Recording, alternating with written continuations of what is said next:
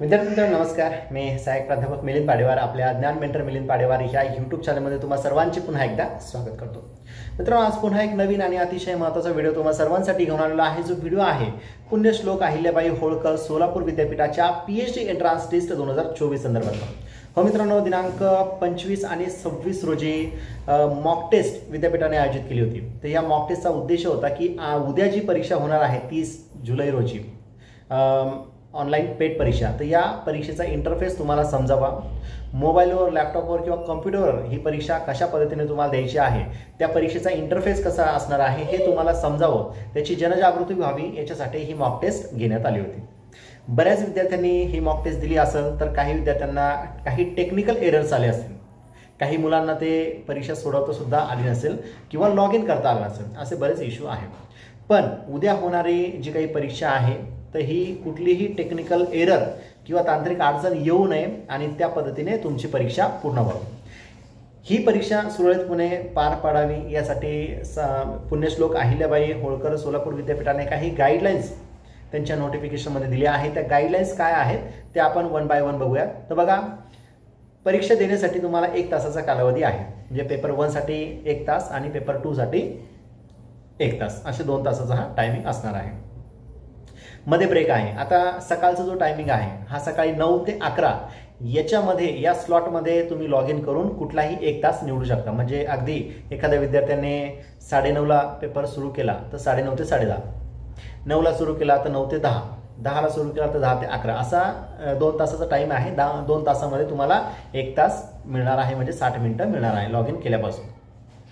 आता स्क्रीनवर तुम्हाला टायमिंग सुद्धा शो केला जाणार आहे. म्हणजे 1 तास जे आहे त्याची उलटी काउंटिंग सुरू होणार आहे. किती वेळ बाकी आहे हे तुम्हाला स्क्रीनवर दिसणार आहे. सर्व जे काही प्रश्न आहे ते सोडवल्यानंतर तुम्हाला सगळ्यात शेवटी सबमिट बटनावर क्लिक करायचं आहे. जर तुम्ही सबमिट नाही केलं तर ॲटोमॅटिकली ते सबमिट होणार आहे. तरी पण आपण सर्व प्रश्न सोडवल्याची खात्री करायची आहे आणि मग सबमिट या बटनावर क्लिक करायचं आहे.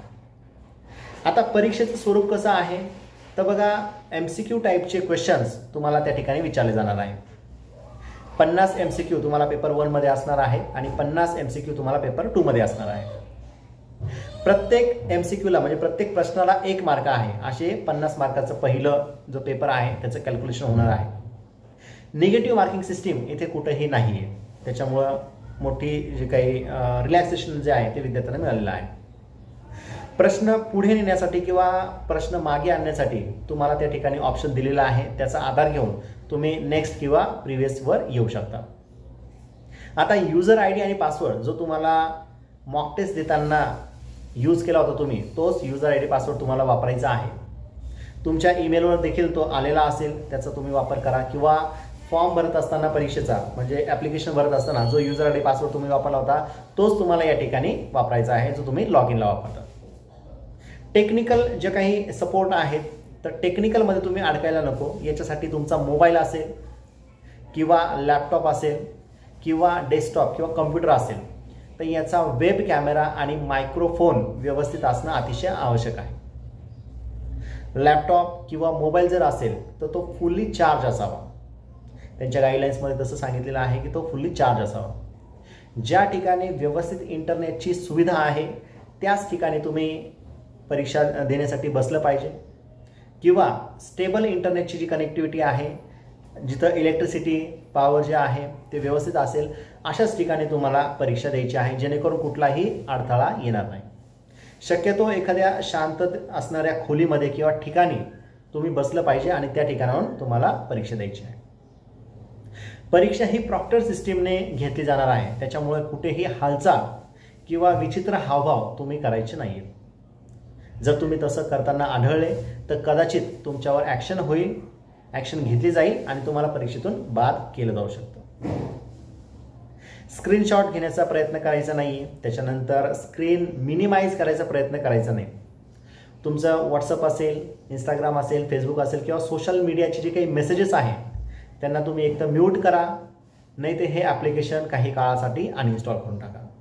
कुठलेही मेसेजेस किंवा पॉपअप्स मेसेज जे आहे ते आपल्या स्क्रीनवर यायला नको. कदाचित त्यामुळे तुमचं दुर्लक्ष होऊ शकतं किंवा विचित्र हावभाव होऊ शकता आणि त्याच्यामुळे प्रॉक्टर सिस्टीममध्ये तुम्ही अडकू शकता.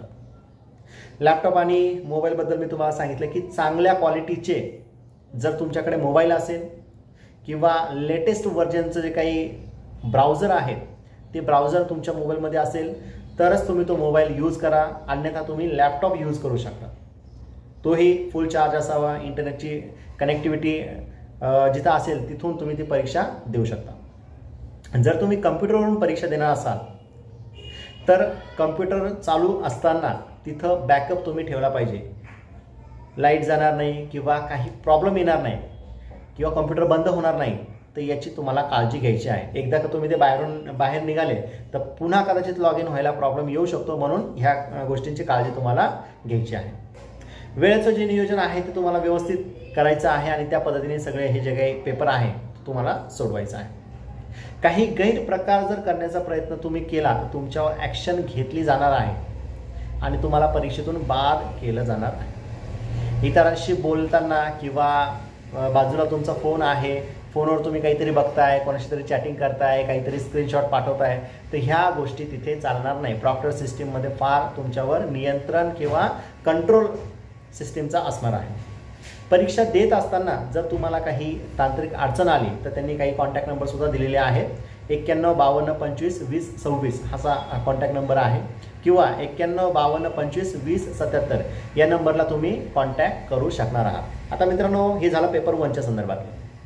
पेपर 2साठी त्यांनी दुसरा टायमिंग दिलेला आहे. तो टायमिंग पण काय आहे ते बघूयात आपण. तर बघा, पेपर 2साठी दुपारी 1 ते दुपारी 3 वाजेच्या दरम्यान तुम्हाला पेपर 2 देता येणार आहे. आणि ज्या विद्यार्थ्यांनी एकापेक्षा जास्त विषयामध्ये फॉर्म भरला असेल तर अशा विद्यार्थ्यांचा पेपर 1 जो आहे तो सकाळीच होणार आहे 9 ते 11 मध्ये आणि संध्याकाळी 5 ते 7 या दरम्यान पेपर 2 होणार आहे. हे कोणासाठी? तर ज्या विद्यार्थ्यांनी 2 विषयामध्ये फॉर्म भरले आहे. ज्या विद्यार्थ्यांनी एकच विषयामध्ये फॉर्म भरला आहे तर अशा विद्यार्थ्यांसाठी पेपर 1 9 ते 11 आणि पेपर 2 दुपारी 1 ते 3 या दरम्यान होणार आहे. तर मित्रांनो, ही जी काही परीक्षा आहे व्यवस्थित शांत डोक्याने तुम्ही सर्व प्रश्न सॉल्व करा आणि कुठलाही टेक्निकल एरर येणार नाही याची तुम्ही काळजी घ्या.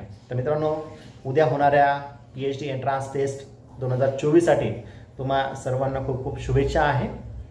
मित्रांनो, व्हिडिओ आवडल्यास नक्की लाईक, शेअर आणि चॅनल सबस्क्राईब करायला विसरू नका. धन्यवाद.